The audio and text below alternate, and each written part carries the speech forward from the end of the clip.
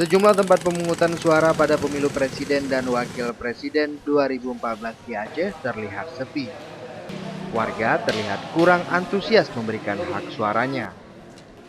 Di TPS 1 Desa Berawi, Banda Aceh, dari 544 daftar pemilih tetap, hanya 150 orang warga yang memberikan hak suaranya. Lebih dari 50% warga tidak menyalurkan aspirasi politiknya. Di TPS 1 sampai 6 Desa Lam Gelembang, Kecamatan Ulekaring, Banda Aceh, sejak pagi TPS terlihat sepi. Sejumlah warga baru terlihat memadati TPS pada pukul 10 waktu Indonesia Barat. Hal yang sama juga terlihat di TPS 1 sampai 5 Desa Gedung-Gedung, Kota Juang, Biren.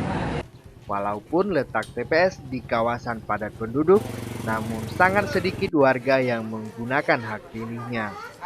Kondisi ini berbeda dengan pemilu legislatif 9 April lalu.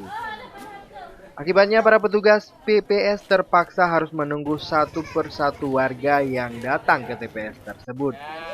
Tidak hanya itu, para petugas juga berulang kali mengingatkan warga lewat pengeras suara untuk datang ke TPS.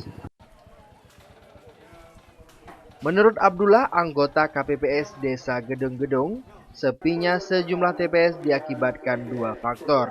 Yang pertama, banyaknya warga yang begadang menonton Piala Dunia dan pemilu yang bertepatan dengan bulan Ramadan, sehingga banyak warga yang memilih tidur pada pagi hari.